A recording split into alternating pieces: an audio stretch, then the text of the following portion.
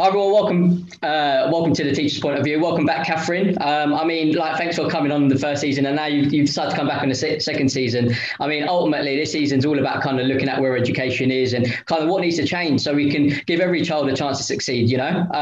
Obviously everyone knows who you are, so I won't ask you to introduce yourself again. But I mean, you being a head teacher, where do you think kind of education is in the UK, and like where do you think we can go with it in terms of improving it for every child to succeed? Yeah, well, I think there are three key things that I always say about Michaela, which first thing is in terms of behavior. in schools, we need to have systems that support all of the teachers in all of the classrooms. And that doesn't mean that relationships aren't important or that you don't have your connection with kids. That's really important. But I think it's the role of senior leaders in schools to make sure that the weakest teachers are supported in their classrooms, and they are supported by the systems. So when I say systems, what I mean is you need consistency. You might have a point system, you might have a merit system, you might have detentions, whatever it is, everybody needs to use the same system. And all of the teachers need support from the senior management. Now, what I'd say sometimes happens is that because some teachers are really good in the classroom and some teachers are not as good, when I say really good, what I mean is they've just got this knack with the kids and they're just able to keep the kids in line on their own without the support of a system. But not all teachers can do that. And so the systems are there to support the weakest teachers. And it means that all of the teachers, including the strong teachers who don't need the systems, need to buy into it and need to use those systems so the children have the consistency across lessons and everything is much more predictable. And it means that children are far more likely to behave. And sure. I think that there's just too much disruption in lessons. In some schools, there's lots of it. In some, there's just the low-level disruption, but it prevents teachers from being able to do what they need to do, which is teach. Sure. I mean, but ultimately, every child kind of learns differently, don't they? I mean, some children just tick in a completely different way to certain other children. So, I mean, how can you make it more inclusive so that you can get the best out of each child if you've got like a systematic approach to teaching? Yeah, you'd see, I think I disagree with the premise there that all these different children learn in different ways. I don't think they do. I think that it's right to have the teacher at the front of the class teaching, and that all children will benefit from that. It doesn't matter who you are, whether you're rich or poor, what color you are, what background, etc. It doesn't matter. All children benefit from teachers leading the learning, and that doesn't mean that children don't have their own personalities and that they aren't unique. They are. Each child is unique. But I think we then make the mistake of presuming then that they all learn in different ways. And I don't think they do. I think all of us learn well when taught by a teacher. All of us learn badly when left to figure it out on our own. Sure. I mean, look, I get what you're saying, but I always felt that I learned through like kind of independent learning. I mean, when I'm kind of proactive, I kind of like will go out and like, for example, the podcast. I mean, I kind of was in a position and nobody supported me on it. I mean, I kind of went out and did it by myself. I mean, I feel like I always learn the most in life when I'm actually pushed to my limit and I actually go out and seek answers myself. I mean, like, are we taking that independence away from children in some respects? Because in the real world, when you're a manager, when you're a director, when you are a part of a team, you have to come up with new ideas, you have to challenge ideas. I mean, like that's the real world in some respects, isn't it? So are we taking that ability away from children? Okay, so what you're saying is that you like being able to create something where you're questioning the status quo. Yeah, is that what you're saying? Now, you're able to do that in a field where you have been developing knowledge on that, right? Yeah, so absolutely. If I asked you, for instance, to have someone on your podcast tomorrow, well, no, not on your podcast, because the thing is you are an expert on podcasts, actually. So because you're an expert on podcasts, you're able to ask probing questions about things, right? That's what you do. Yeah. And the more you do it, I presume when you first started doing this, you weren't very good at it, right? No, I wasn't. Yeah? You're right. No. And then the more you did it, the better you got at it, right? Of course. Yeah. Yeah. So the repetition of doing that over and over again meant that you got better at it. Yeah. Of course. It's the same with maths. If you do your times tables over and over again, you're going to get good at times tables. If you don't, then you won't. Now, the way in which you then get to a point where your podcast is listened to by millions and you're doing incredible things with your podcast, the way you get there is by doing more and more of it. And you keep pushing the boat out and you keep questioning, right? Of course. That's what kids are doing in school when the teacher is leading them. The kids are getting to be experts at history and at French and at English and so on. You get to be expert and confident in something by doing lots of it. That's what happens. So when you say, because you started off by saying, well, this is what's best for you, it's best for everybody. Like you're no exception. Repeating something and doing it more and more helps all of us, you know? Yeah, absolutely. I mean, so ultimately, you're right. I think the repetition is absolutely key, right? I mean, the practice makes perfect, obviously, like without sounding too cliche. But look, when you say that your children kind of leave the school and they're experts in a whatever subject they kind of want to pursue, I mean, you still are going to have those children that only ever get those C grades. So you wouldn't necessarily class them as experts, right? I mean, not every child will get an A or a B, right? And so, I mean, like, it doesn't matter how hard they work. Sometimes some kids just naturally not good at exams. You know, I mean, it doesn't matter how much repetition you get, like you make them do. I mean, they're just only ever going to achieve certain results because that's not what they're naturally good at. They might be better at other things that we might not be incorporating into the curriculum. So what my worry is that there's certain children every year that don't find what they're good at, what they specialize in, or they find their niche. They go through the system working really hard and only ever get those C's or whatever. They go through life thinking that they're not good. They're never going to be good at anything, or they're only ever going to be average at stuff. And no matter how hard they work, that's what my concern is, you know? Okay. So what you seem to be saying is because some children are never going to get an A in maths, we shouldn't teach them any maths. That's kind of what you're saying. Because the thing is that you're right, not everybody's going to get an A. But I think it's really great that they got a C, because if they don't get a C, then I think it's important that children should be able to count their change when they go into a shop. Absolutely. I think it's important to be numerate. And some 22% of our children in Britain leave school functionally enumerate. I don't think that's good. And the way in which we stop them from being enumerate is by teaching them. Mm-hmm. Now, what you're saying is that, but it's not fair because not everybody can get an A. But not everybody can get an A in anything in life. You know, there are always going to be people who are good at certain things and not so good at others. Now, you also seem to be saying that there are other things other than maths and English, for instance, that children can do. Absolutely. So when they leave school at 16 and they go off and decide to be builders or hairdressers or any number of different jobs, well, that's great. I mean, what's the problem? They've learned some maths and some English. They've learned some basic skills, because what is the purpose of school is what we need to ask here. Mm-hmm. The purpose of school is to give you some basic skills. Well, that's what we've done. We've made sure that they're literate. We've made sure that they're numerate. They know a bit of history and geography, maybe dabbled a bit in a foreign language. Fantastic. They then go off and you become a hairdresser, and they do lots of hairdressing and they get really good at that, and they have a happy and successful life. I mean, I don't know what the problem is. I suppose the only problem that I'm picking up on in what you're saying is that perhaps they feel a bit bad, you're saying, at school. But you feel good and bad throughout life. I mean, and frankly, if you manage to fulfill your potential, well, brilliant. If you were struggling to get that C and you end up with the C grade, or a 4 as we would call it nowadays, well, that's something to celebrate, isn't it?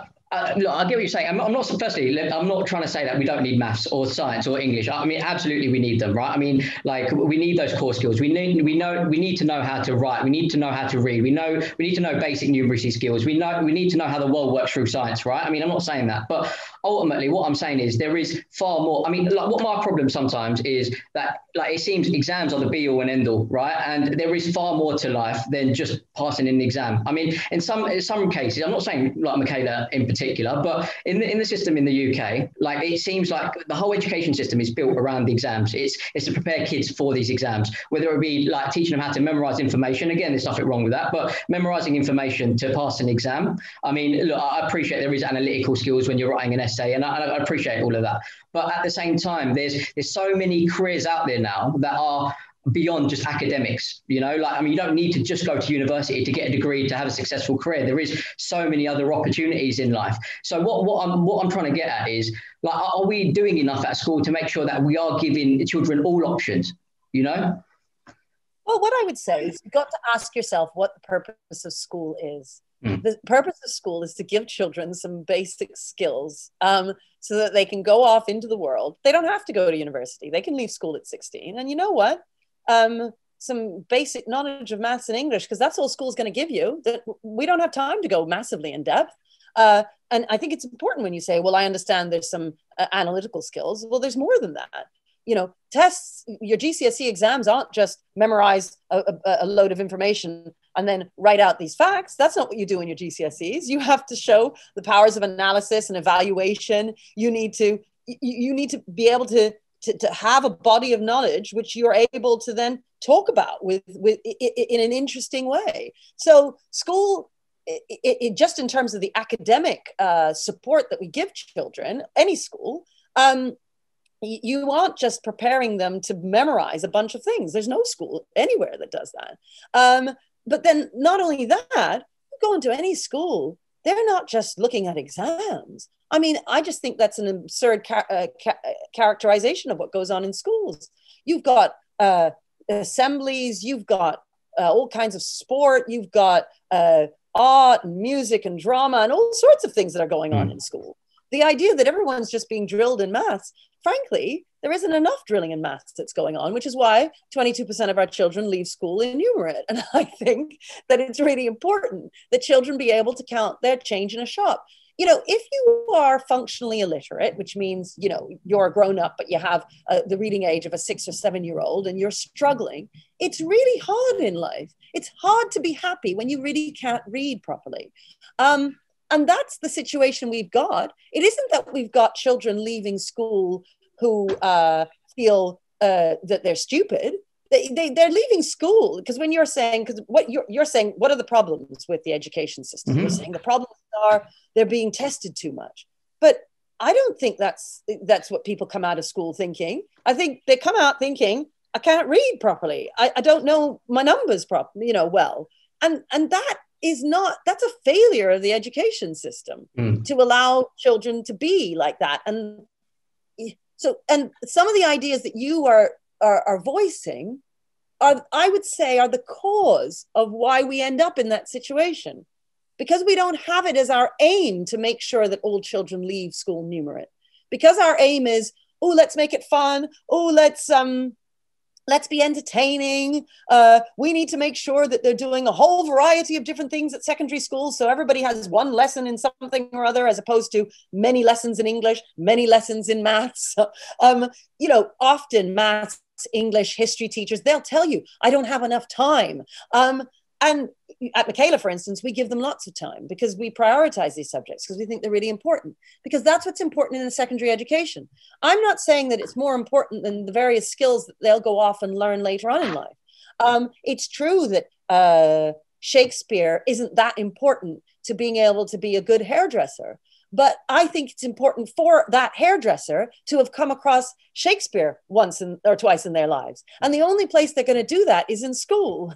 So yes, you're right that we need to decide what's important. I think it is important that children are exposed to a variety of, to some literature. I think it's important that children have some basic understanding of the history of their country, that they have some understanding of geography. I taught French. And I remember many of my children didn't know where Paris was. They had no idea. You know, like that's worrying when children don't know where Paris is. It's worrying when they've never heard of the Eiffel Tower. You know, and I think people underestimate just how little children know. If we don't spend our time in schools carefully teaching them, and when I say carefully, that means we need to get the behavior right so that we make use of every possible minute. And then we need to get the teaching methods right, where we're standing at the front of the class, leading the learning. Because if I ask them, well, you know what? You're just going to discover on your own where Paris is. They don't know where to start. They look at a world map and they'll spend ages looking at the world map trying to figure out where Paris is. If I simply tell them where it is, well, then the next time they come to that lesson, they know. And that knowledge is good. Knowledge of the world is good. It makes you more resilient. It makes you more confident. It makes you more likely to succeed as a hairdresser because you don't feel like an idiot, right? When you don't know anything, you're constantly spending your time trying to pretend to people and trying to cover up the fact that you don't really know very much. But if your school has empowered you with lots of knowledge, then you're able to go out there and do anything you like. You don't have to go to university. You're saying, well, you know, you don't even have to do A-levels. You can go and do any variety of different things. But the point of school is to give children a basic education so that they have the wherewithal to be able to do anything they want with their lives. Yeah, I mean, look, I get what you're saying, 100%. I don't disagree with you. I think it's very important to give them the basic skills and for them to be prepared for life after school. Now, statistics show, and this is from me speaking to CEOs, talking to recruiters, talking to owners of companies, like kids, when they leave school, are not prepared for the real world. And the reasons are because they just don't have those personal skills, those like there's confidence, being able to just like look people in the eye when they're in an interview, doing basic research on the company before they go for an interview, like collaboration skills, those interpersonal skills. I mean, that's not being taught at school at the moment. And these are so relevant to the 21st century. You talk about basic skills being given to these children, but those are basic skills for the 21st century. So why are we not incorporating that into the curriculum? I would say that it's because of behavior. So I would say that the children at Michaela do have those skills. We teach them how to shake hands and look at people in the eye. We make sure we teach them how to sit on a chair and sit up straight and how not to forget your pen. All of these things are things that when you have poor behavior in a school, children don't get into the habit of learning over time. And then, yeah, you're right. The CEOs and so on, they complain and they say, why are these children not able to turn up on time? Well, that's because at school, they weren't taught over years to get into the habit of turning up on time, turning up prepared, and so on. Now, the idea of collaboration that you just picked up on, so all the other stuff, all of that comes through having good behavior and good systems in the school. And therefore, children listen at assembly. Children are able to get the most out of their lessons. Too often in schools, children aren't getting very much because there is poor behavior. That doesn't happen here at Michaela. And if you came here, you know, anytime anyone comes here, and we get, you know, several visitors every day, well, in normal times, you know, we used to get several visitors every day to school, and all of them in various different jobs. And they would all say, gosh, you know, I'd love to employ your kids, because they can't believe how good they are at all of those skills that you've just mentioned. Now, the idea of collaboration is an interesting one, because you can only collaborate with people and give something in the conversation that's worthwhile hearing if you know something about what you're discussing. And I think the mistake you're making is to presume that the skill of collaboration is something that you can transfer from domain to domain. And actually, I don't think you can. So, for instance, I'm obviously well-educated, and you know, I'm articulate and all that kind of thing. So if you put me in a group of people, I don't know, let's say a group of bankers who want to talk about the stock market and how to invest money. And you put me in there and you say, okay, Katharine, collaborate with them. I won't be able to collaborate with them. I won't be able to contribute anything to that conversation because I don't know anything about the stock market. However, if you put me in a group of educators and say, okay, collaborate with them on how to make the best school, well, I'll be brilliant at collaboration in there. So the mistake you're making is presuming that if you teach children this transferable skill of collaboration, because it's not transferable, that's the point. You can't transfer this skill of collaboration. The reason why I can collaborate in education but can't do it about the stock market is because I know lots about education. So when you say they need confidence, they need to be able to collaborate, you're talking about lots of skills there. I would argue that the only way that you can get skilled in those things is by giving children knowledge. And then they become good at whatever it is that they do. So you're becoming great at doing podcasts. The hairdresser, cutting hair over and over, and not just cutting hair, but also having conversations with clients, booking people in, taking the right money, all of the stuff that is required to be a good hairdresser. They are going to get better at that skill when they do it. Now, the question is, should we be teaching them how to cut hair at school? Or should we be teaching them the basics in English and maths and history and geography so that they're then well equipped to be able to go off and do hairdressing? Now, people who want to become plumbers, people who want to become, traders in the city, people want to do all variety of different things. Schools aren't teaching them those trades. Schools are giving them the basics of an education so that they can then go off and do whatever they like. And I would say that a maths GCSE and English GCSE is relatively basic. It's not that complex. And I do think that up until the age of 16, it's good to be able to get them to that level. Now, when employers complain, it's because children, I think, have underachieved in terms of what they could have got at school if they'd been in an environment which had better behavior. And they haven't built up that confidence that you say is so necessary because they don't feel they know very much about the world. And they don't know very much about the world because they've either, or both, they could either have been in a poor behavior situation at school, or they might have had a teacher who didn't stand at the front and lead their learning. So they just didn't teach them that much. So you and I have the same aims and goals. And I would say that I'm achieving them. And the only way I can prove that to you is to say, come and see the school, come and see the kid, see how amazing they are. And then you'll go, oh, maybe she's onto something. Yeah, I mean, look, I don't disagree that your heart's in it in the right place, and you genuinely want to make a difference to children. I'm not saying that, and I think you're right. We do have the same aim, and that is to make sure that we get the most out of children and we give them a better opportunity, right? But look, I'm going to have to agree to disagree, right? In the respect to you can't transfer collaboration, because I think, look, ultimately you're right. I mean, like if you don't know something about something, you're not going to be able to collaborate. But if you do know something about something, and then you know something about something else, it is very easy to transfer that. You've picked up those skills, how to listen, how to like take on somebody's points, and then actually how to like come up with your own ideas and challenge ideas, and that is the art of collaborating. I mean, that's a skill in itself that you can learn, and that should, in my opinion. I promise you that if I were collaborating with a bunch of bankers over the stock market, I would be asked to leave. I wouldn't be able to do any of it. The important thing is that I have the knowledge to be able to have that discussion. I can't do it without the knowledge. It's impossible. But knowledge should be the starting point, shouldn't it? I mean, like, that's fine. I appreciate that. You're not going to go and actually collaborate in something you have no idea about. I'm not saying that. But like the chances are a child will transfer skills, transfer careers, or they might change their passions or what they want to do in life, right? I mean, but if they know about one thing. And that's very difficult. It's very difficult to do that. So if I decided to become a hairdresser right now, I would have to relearn everything. Of course, you would.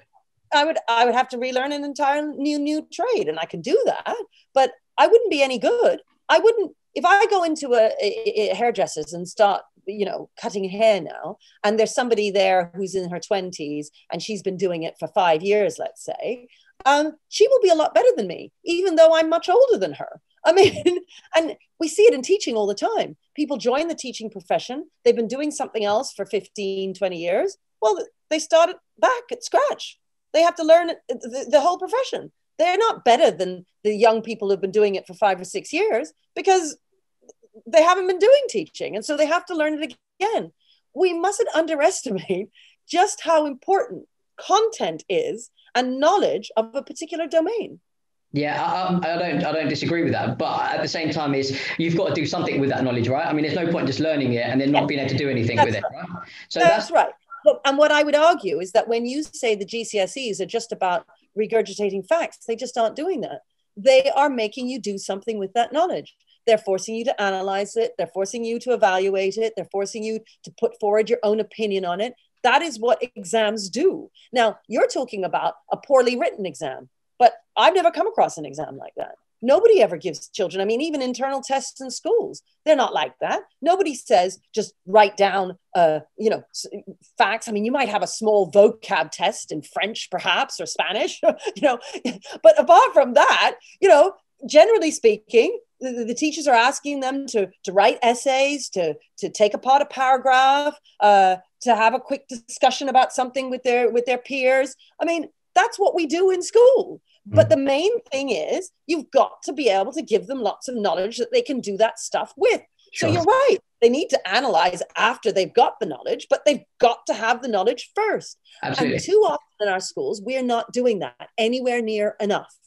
And we do that lots at Michaela. And the reason why guests who come here are so impressed by our kids is because they can't believe how articulate they are, how confident they are and resilient they are, because not only do they know lots, but they can do lots with that knowledge. When you just said, I disagree with you, but what happens is you're having a conversation and then you bring some knowledge from here and you bring some knowledge from there. Absolutely. The more you know, the better off you are. Yeah. So if I was having a conversation with people about the stock market, I'd be referencing all the time what I know best, and I'd be saying, yeah, well, I suppose I imagine that that stock might rise for this reason because what I know about people and what I know about human nature, and that's me bringing my own knowledge in from what I know from school. So, yeah, of course you can use knowledge in different parts. Yeah, you're right. Knowledge is transferable. Skills are not. Yeah, I mean, I get what you're saying, but look, in terms of obviously the exams, and I think you've obviously raised like your views on kind of the analytical part of exams and the importance of it, and I get that, I absolutely get that. But why can't we do that kind of through presentations? I'm not saying that we need to get rid of exams, but why can't we incorporate those real life skills like presentation, orals, group projects, like as part of the curriculum, because that's actually like things that you do in real life. I mean, you don't just sit there in an exam for an hour and a half, like in your job, do you? You do things that are collective or you are vocal. I mean, why aren't we doing things that resemble the real world? Well, what you're saying there is you just want a different type of exam. You're not saying let's not have exams. You're saying you want the exams to be oral exams. And actually, there are some oral exams depending on the subject, but you're saying you want a different style of exam. Now, obviously, across the country, with thousands and thousands of children, it would be very difficult to administer the sort of exam that you're talking about. It would also be very difficult to get parity. So, to give children marks, it would be very unfair. Some children, the way to judge what you're talking about is really quite hard. So that sort of thing might happen in classrooms. But in terms of an exam that will hold children to account and give them something to put on their CVs and make it so that it's fair across the system, what you're suggesting just wouldn't work. But you are suggesting just another form of exam. You're just saying you don't like the format that we've got at the moment, which tends to be on paper. Yeah, I mean, what I'm saying is, I'm not saying that we get rid of exams, but it shouldn't be the be all and end all, because some children just naturally aren't good at exams. I mean, so like that one exam is going to effectively either hinder or make their chances post school. So what we're saying is that, like, if they fail that exam, or they have a bad day, or they've had some trauma within the last 6 months or something, and that puts them off that exam, they're going to be penalised for it. I mean, there's got to be another way to incorporate assessment, surely. Well, I don't know. You tell me. What is that other way? Yeah, look, I'm not saying that. You're right. Exams aren't ideal. You're absolutely right. It's not the perfect system. You're right that when a child has a bad day, they end up underperforming. There's a little bit of luck in it. There are all sorts of things that mean that exams aren't perfect. Nobody would ever argue that they are. I'm just not sure there's an alternative. Yeah, I mean, you've got countries around the world that do have exams, but then they also have project-based like assessment, or they have presentation as part of their assessment, and it works. I mean, it does work. Like there's statistics to show that they've actually bridged the gap between school and the workplace, because employers find that Sorry? What country are you talking about? So, I mean, the head teacher that I've spoken to is in Japan. I mean, there's Finland are doing it. Denmark are doing it. Doing what exactly? What are you talking So about? they have project style assessments. I mean, Finland don't do any like actual exams until they're 17 years old. And Okay, but they do exams. What are you talking about? What's the difference in the exam? What are you saying is that different? is just not a written exam sitting there in an hour and a half in quiet, just just putting You're saying information down Finland does not have written exams. until I 17. don't Yeah, believe. it's Yeah, true. so at 17 they do exams. We do Yeah. exams at 16. I mean, it's the same thing. I mean, we do assessments throughout though, don't we? I mean, we do key state, we do SATs, we do year sixes, we do year. No. We only do SATs. We do SATs and then we do GCSEs. So I don't understand what you're saying is different about the exams in these other countries. Because they're not just written exams, is what I'm trying to say. I mean, they've got project based assessments. They've got like actual. What does that look like? What does that mean? Because So, I don't know what that means. So a project-based assessment would still be an exam, a written exam. It's not a written exam, so it's on computer. So they get given a case study, and they're meant to go away and do research on that, and then come back and analyze the case study with the information that they've been given or that they've researched themselves, right. And then go analyze. You're saying that there's coursework. That's what that is. Now, of course, we did have coursework for many years. That's what you're suggesting there. We chose not to do coursework anymore. The reason why we chose not to do coursework is that there's lots of cheating that goes on in coursework. Parents end up writing coursework for kids because what you're saying is you're allowed to take the assignment, go away and get it done, and then you come back. You're not allowed to leave the room though. Sorry, you'll have to go onto Google. You'll have to collaborate, but you have to go back and analyze the paper and go back and not paper like the case study that's been given, and then you write your answers. So it's not But there are case studies in our exams, which people then have to do that with. I don't really see what the difference is. I mean not on a computer, but that doesn't matter. I mean, what difference does that make? Yeah, but I mean, it does, doesn't it? Because in the 21st century, in the nicest way possible, and I'm not disrespecting what you're saying, but in the real world, we can go on Google very quickly. And I think one of the big issues is that if you and I search for the same thing on Google, we're going to have completely different results because it's very much tailored to your search history and what you've been looking at in the past. So it's not necessarily about the problem is it's not like children will now look at information and they think that it's the be all and end all. That's what the answer is. But actually, it's about analyzing that information and putting it in a way that is actually I don't know, it's relevant to what they're talking about. It doesn't it's not just about taking on information. It's about what you're going to do with that information, right? And I know what you're going to say, you do that in an exam, right? But it's not the same. I would also say that I don't think that when employers complain about issues with employees, that they say it's really worrying because they don't know how to use Google. That isn't that isn't what I hear. What you hear are things like they can't show up on time, they're not able to sit properly on a chair, they don't understand how to be responsible for themselves, they don't understand how to deliver something and see something through to the end, they aren't particularly resilient. Those are the complaints that you hear. I never hear anyone saying the problem is that they don't know how to find things on Google. I mean, you'd be surprised. I mean, I've got lots of friends that are business owners or self-employed or whatever, right? And the big problem that we find is that there's just a level of you need to be spoon-fed in terms of everything needs to be given to them on a plate to how to do things. Whereas there's no initiative, there's no creativity, there's no challenging ideas or doing something different, you know? Okay. But that's a different point to being able to find things on Google. What you're saying there is that they're a bit lazy, that they aren't get up and go and they're not determined to do things. And I would agree with that. And I would say that that's because the education system is letting them down. It isn't insisting on them meeting certain standards. You're right that too often they're just sort of pushed through and because behavior is bad and the teacher's just trying to cope in the moment and they're just trying to get them through an exam and that's the end of it. That's a very different thing to what you would find here at Michaela. And you would not find the children behaving in the way that you're suggesting.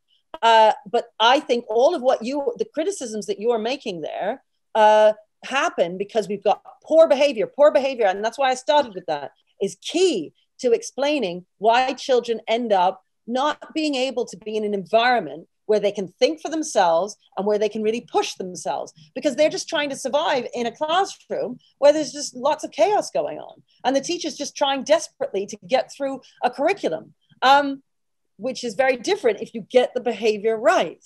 Yeah, that all of those things that you're saying is not, those issues are not addressed by making them look things up on Google. Those things are addressed by having a classroom where you have excellent behavior. Yeah, look, I mean, I get what you're saying. I mean, it's not just like information from Google is what I'm trying to say. It's about what you do with that information is what I was trying to get at. But I mean, but when you were saying, look, like when you said, I'll say that's what you do in exams. It is what you do in exams. Analyzing, taking things apart, looking at, coming up with your own opinion, looking at something that is unfamiliar to you, like Shakespeare, and then making an argument for why you think, Macbeth was a good character or whatever it is, and you then say, right, well, this is why I think Macbeth was good, and you make your argument, or this is why I think he was a bad guy, and you make your argument that allows you all the stuff that you're talking about, being able to think independently, being able to be creative, being able to be resilient because you're able to succeed at that, and you feel like you're empowered. What you're saying is, look, it's not impossible to teach it through teaching them how to look things up on Google. You could do that. And you could have an exam all about how to find things on Google and how to use Google more appropriately and so on. You could do that. That's not impossible. But then they would leave school knowing all about Google. You're right. And they wouldn't know anything about Shakespeare. Yeah. And I think that their lives would be poorer for it.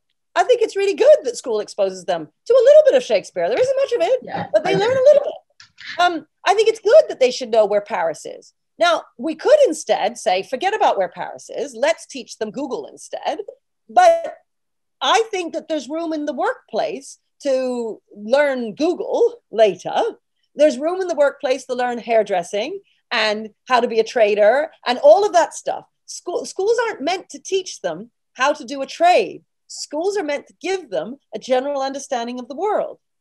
I mean, look, I get what you're saying. I mean, I'm not saying about them teaching them, a school's teaching a child about their trade necessarily, but I do feel like there's a lot of children that go through the system and not feeling like they're ever particularly good at anything.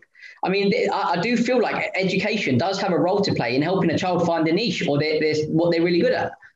I agree with that.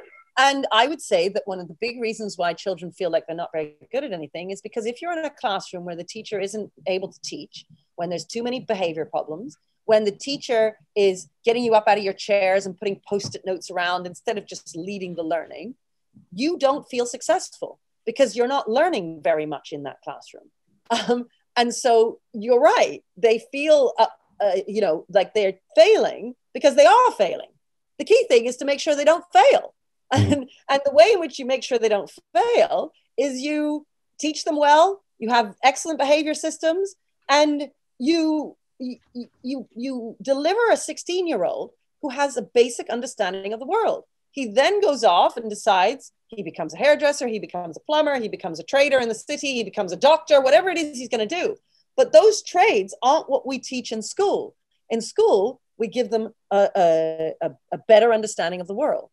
Yeah, I mean, you give them a very holistic a view of the world, right? And you need that. I mean, I'm not saying it needs to be black and white, right? I mean, I'm sure that there can be a middle ground here somewhere. And I know what I'm talking about is, I may be dreaming, I might be a bit crazy, but all I'm trying to get at is we need to find an education, we need to work an education system where we're giving those children an opportunity. I mean, there needs to be more kind of awareness created within schools for children to know what kind of careers are out there. Because, I think for far too long, we've kind of only focused that you need a degree to become a teacher, a doctor, a nurse, or like whatever, you need a qualification for something. And actually, there's so many variety of industries out there. So what can we do to try to incorporate that into the curriculum to give children an understanding that there's a variety of things that you can go into?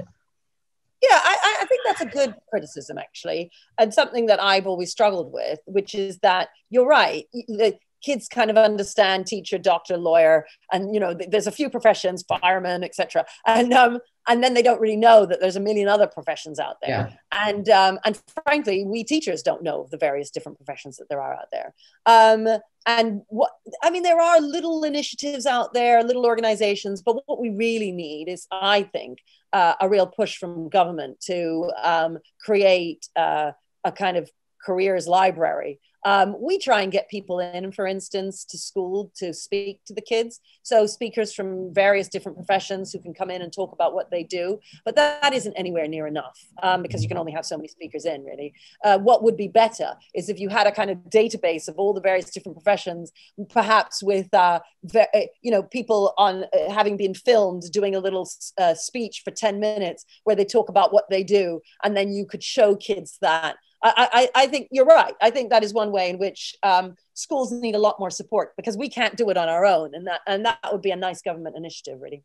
Yeah, absolutely. I mean, look, I don't want to go back and go on into the government, because we'll be here forever, right? But I mean, look, one of the things that you're obviously very passionate about is behaviour, right? And I just want to pick your brain about that, because look, I think even just research shows, and a couple of people that I've spoken to that have got PhDs in neuroscience in terms of sort of how children process certain actions that are taken towards them, and including exclusion, right? So those children that are badly behaved in state schools, they get excluded, and some of them come from really deprived backgrounds, or that they come from broken families, so they've had that rejection in their life, and then to go to school and to be excluded if they're not behaving in a particular way, that is not helping the cause, right? I mean, if we're ever going to actually see this gap between the advantage and the disadvantage be reduced, we've got to be also accommodating children like that are from those backgrounds, And it's not a school's fault in particular, but I mean, what we need to be kind of making sure we give those children a chance, right?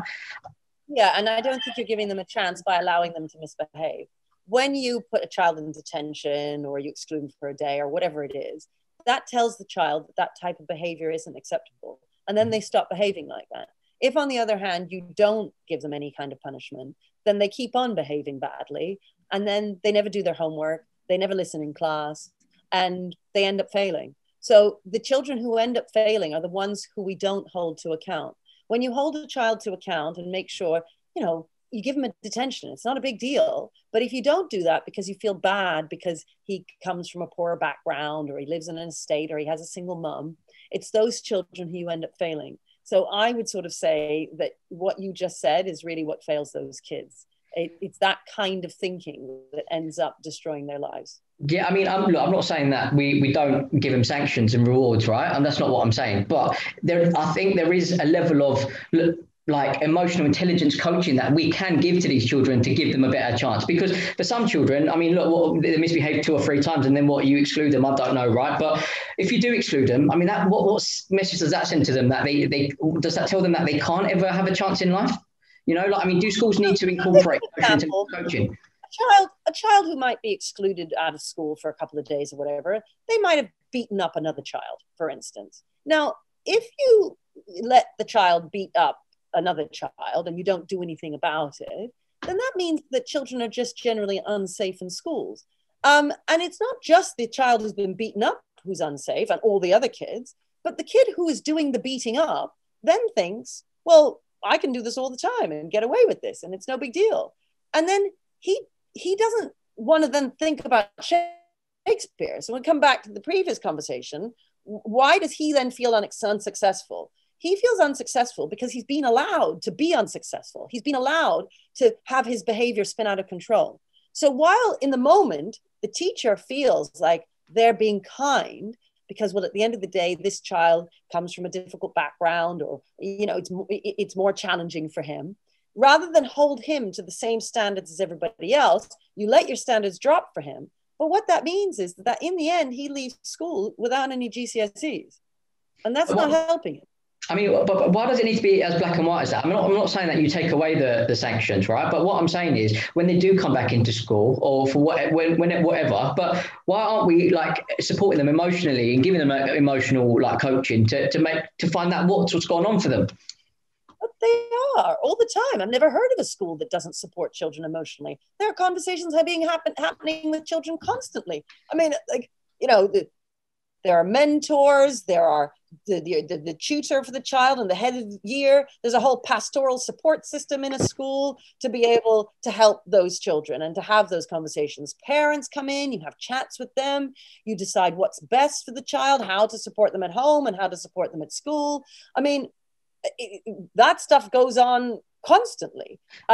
What doesn't go on is the consistency of approach. when you have a behavior system that is consistent with children, they are supported because they understand that whether if they do X here and X over here, they're going to get the same reaction. It's when you don't have that consistency that children get confused, and then they misbehave because they don't understand what is acceptable here and what isn't acceptable over here. They just don't know. So consistency is key. You're saying that there's a problem that just isn't. That's not true. I mean, it is though. I mean, from all the people that you named, though, I mean, like none of them were actual qualified emotional intelligence coaches. I mean, I know you've got a pastoral team. I'm not saying that. I'm not discrediting schools' pastoral teams because I know you do a lot of work with parents and children and work really closely with them. I'm not saying that, but you like there is a level of. I mean, you don't, if you're a drug addict, you don't go to a teacher or somebody in pastoral. You need a proper a specialist to help you get out of that addiction, right? And it's just those children that have come from deprived backgrounds or those broken families or just in disadvantaged backgrounds. That some of the teachers that are giving them advice just don't know what they're going through or just don't know how to coach them in the way that they need to be coached. I think you are doing teachers a huge disservice in what you're saying, and you should come and see my staff here. We take in children that have been permanently excluded from other schools, and they come through here and they do very well. I don't agree with you. I think teachers do an amazing job, and I think they are very skilled at this. And I just don't agree with what you're saying about teachers. Yeah, I mean, they're excellent. Yeah, I mean, that's fair enough. I mean, you're allowed to have your opinion, but ultimately, I mean, would you say somebody in your pastoral team is qualified to be a coach or an emotional coach, for some of these children? Yes, I think they're really good at it. I think they're excellent, and I think you are underestimating how good teachers can be at that sort of thing. I think they're excellent at it, and I think the problem is the systems in the school and the expectations of the senior team of their teachers. I think that's where we go wrong. Sure. I mean, look, ultimately, Michaela might have it down to the T, and you might have it you might be doing really well with it. But there's a lot of schools that aren't, right? I mean, there is a lot of schools that are letting certain children down. I mean, hence why there's. Go on. They're letting them down because of the systems, because of what's happening from the top. It's not because the teachers aren't having those kinds of conversations with them. They are. It's because the children are not being held to account in a consistent way across the various different classrooms. That's what's happening. And it's just, I think it's just a misunderstanding, but you don't know because you're not in schools. No, absolutely. And you're right. I mean, I don't ever sort of say that I've got the expertise to say it, right? I mean, it's only based off kind of experiences I've had or experiences my friends have had and ultimately the educators that I've spoken to over the last 7 years, right? But ultimately, look, the reason why I brought you on is to kind of get an idea of where you feel the systemic issues are, right? And challenge maybe your views on certain things. But ultimately, all I want is an education system that is more inclusive for children and that gives every child an opportunity to succeed. I mean, in your view then, where do you think we really need to improve? Barring systems, right? I mean, where do you think we can, as an education system in this country, do better and work together and actually find a way that is going to be beneficial for all children? Well, I don't want to sound mean, but I sort of think we need to reject all the things that you were saying. That unfortunately, the stuff that you're saying has embedded, that kind of thinking has embedded itself in our culture. And that's what ends up failing our kids. And I know you mean well, and that you want you're dedicated yourself to this podcast and so on. But I genuinely think that the stuff that you're saying is the problem. And that's why we fail kids, because there's too much of that type of thinking in our schools. Fair enough. I mean, look, I think one of the reasons why we fail children is because we don't work on children on individual levels. And I genuinely feel that we try to generalize how education should be throughout the country, whereas every child is unique and they need their own way of learning. I mean, I learn in a completely different way to some of my friends, but we're allowed to agree to disagree, right? I mean, look, I respect your views and I know your heart's in the right place, but I just feel like as an education system, we could do a lot more and a lot better for some of these children. And I feel if we continue down this education system, we're never going to bridge this gap between the advantage and disadvantage. Something needs to give. Well, I agree. I just hope really that people start doing more like what the stuff that we're doing at Michaela, rather than doing the sort of stuff that you would advocate. Yeah. You know, I think that the schools do what you're saying. That's why I think we're failing kids. Yeah, I mean, I don't know. I think, look, I mean, we'll agree to disagree, but I don't think schools are doing what I'm saying. Otherwise, I wouldn't be having this conversation. I think ultimately what schools are doing is trying to tick the boxes for Ofsted and not actually trying to do what's best for their children. Like, I'm not saying all schools. I'm saying there's a lot of schools out there that are box tickers, unfortunately. And truth to that too. I don't disagree with that. I think that there is some truth to that, and I stand very much against Ofsted. I don't agree with it, precisely for that reason, that it ends up making schools do things just to please Ofsted as opposed to doing what's right for their kids. So yeah. I wouldn't. Yeah, I mean, ultimately, if there was an alternative to Ofsted, where maybe instead of Ofsted, you're like the head teachers of the area or the borough are actually holding each other accountable, or working together, and actually like to help supporting the schools where there might be flaws in their current school, whatever. I mean, but it should be a collaborative approach. Like, we should be working together to move education forward. And I feel like the league tables, the Ofsted labels, what they end up doing is just creating competition between schools, and that's not what education should be about, right?